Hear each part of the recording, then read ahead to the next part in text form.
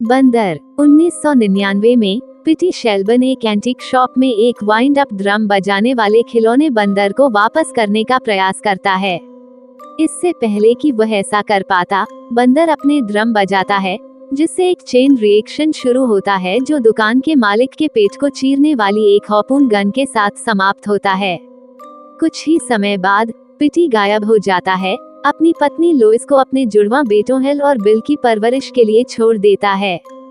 बाद में जुड़वां बच्चों को अपने पिता के सामान के बीच बंदर मिलता है और वे उसकी चाबी घुमाते हैं।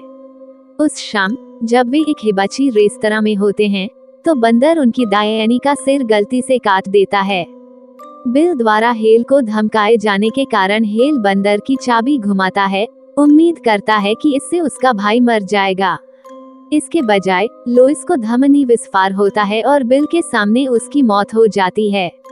हेल बंदर को ठिकाने लगाता है और फिर बिल के साथ कैस्को, मेन में अपनी आंटी एडा और अंकल चिप के साथ रहने चला जाता है।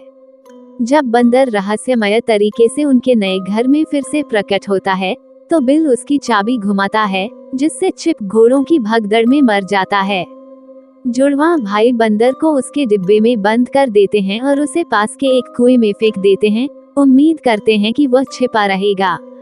25 साल बाद हेल अभी भी अपने अतीत से परेशान और सदमे में है। वह अपने परिवार से अलग हो चुका है, जिसमें उसका बेटा पीटी भी शामिल है। उसकी पूर्व पत्नी, जो अब दोबारा शादी कर चुकी है, पीटी को पूरी तरह से गोद लेने की योजना बना रही है, जिससे हेल उसके जीवन से पूरी तरह से बाहर हो जाएगा। एक अजीब दुर्घटना में एडा की मौत के बाद बिल हेल को फोन करता है। उसे संदेह होता है कि बंदर वापस आ गया है और हेल से एडा के घर जाने के लिए कहता है। हेल को तब यकीन होता है जब एक मोटल के पूल में बिजली आने के बाद एक महिला की मौत हो जाती है। Real estate agent Barbara Hale को बताती है कि एडा की मौत के बाद के हफ्ते में शहर में कई अजीबोगरीब घातक दुर्घटनाएं हुई हैं। एक गिरती हुई बंदूक बाबरा को मार देती है। हेल और पीटी को जल्द ही पता चलता है कि बिल शहर में रहता है और उसके पास बंदर है। उसने इसे वापस लाने के लिए रिकी नामक एक स्थानीय व्यक्ति को काम पर रखा। लंबे समय से संदेह था कि हेल ने लोइस को मारने की कोशिश में उसकी मौत का कारण बना। बिल ने बदला लेने के लिए बंदर का इस्तेमाल किया। हालांकि बंदर केवल यादृच्छिक लोगों को ही मार रहा था।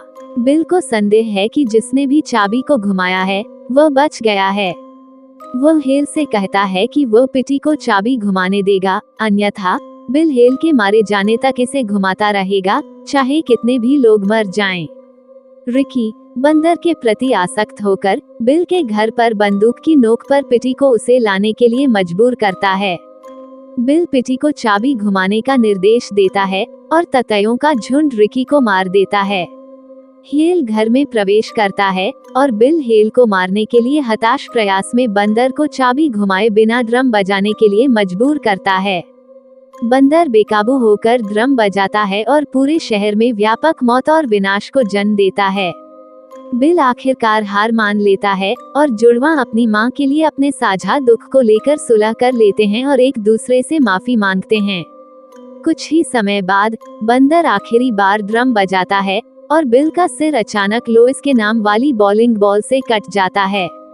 अब तबाह हो चुके शहर से गुजरते हुए हेल और पीटी बंदर के मालिक होने के नाते अपनी किस्मत को स्वीकार करते हैं, ताकि चाबी को फिर से घुमाए जाने से रोका जा सके।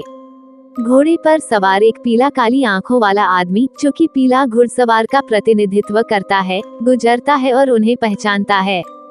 हेल अपने बेटे के साथ फिर से जुड़ने के लिए दृढ़ संकल्पित है, सुझाव देता है कि वे नृत्य करने जाएं क्योंकि यह कुछ ऐसा है जो लोइस को पसंद था, और पीटी स्वीकार करता है। यदि ये कहानी आपको पसंद आई हो तो अपने दोस्तों और अन्य लोगों के साथ शेयर जरूर करिएगा।